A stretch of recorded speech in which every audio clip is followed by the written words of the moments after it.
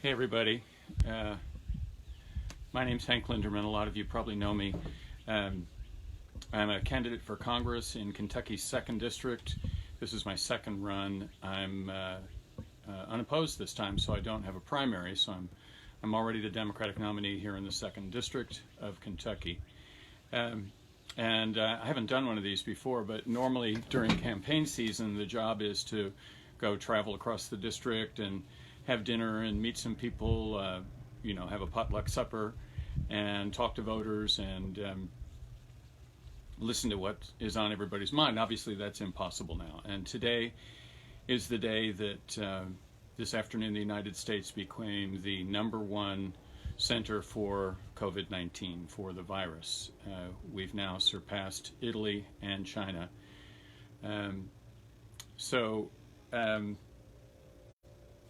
I thought it would be a good time to talk a little bit about this. And like I say, this is my first one. I hope to be doing this more often.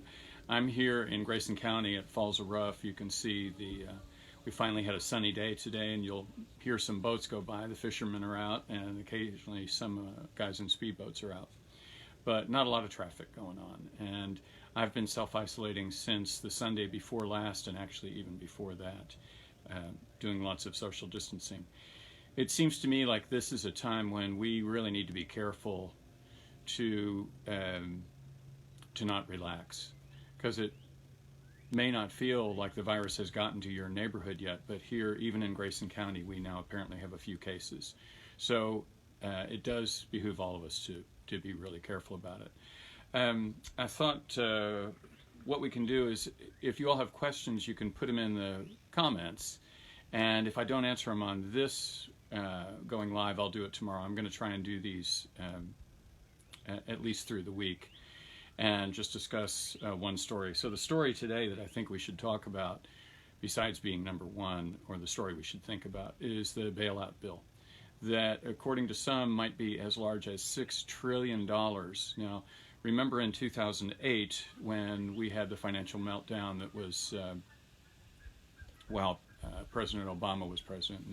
We had a bailout, I believe, was structured toward the end of George Bush's presidency, an initial bailout of Wall Street. And later on, we did a stimulus package of $1.5 trillion.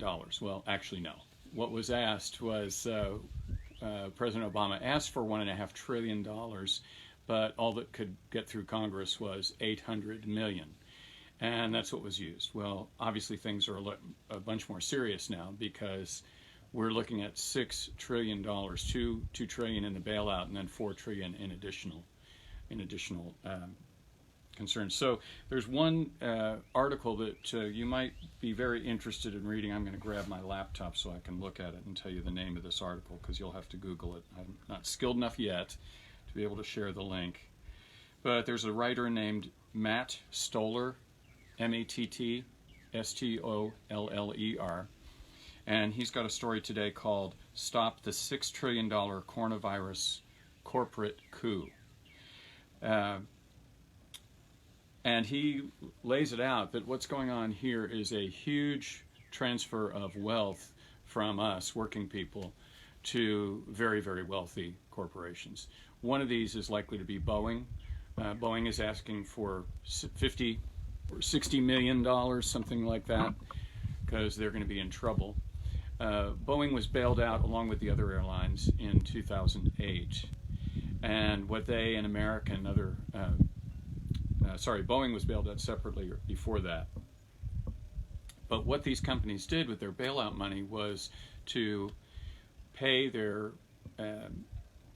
higher up executives tremendous amounts of money and allow the company to buy their stock back.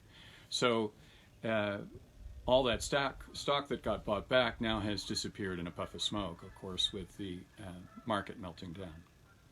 One of the conditions that's been proposed to Boeing is that they would need to have an equity share. The United States, the citizens, would need to have an equity share in Boeing. And according to the CEO yesterday, they would reject a bailout that included the American people having some equity. So that should tell you just how important the bailout is to them. If they don't really, really need it, maybe they shouldn't get it. Anyway, I don't want to go too long with this. I do want to thank all of you for watching. Thank you all for being here. We're going to do this more often. And I do want to send my love out to all of you. We're all going through a difficult time. I do want to say that there is something good about the entire world needing to stop for the same purpose, for us all to collectively take a breath.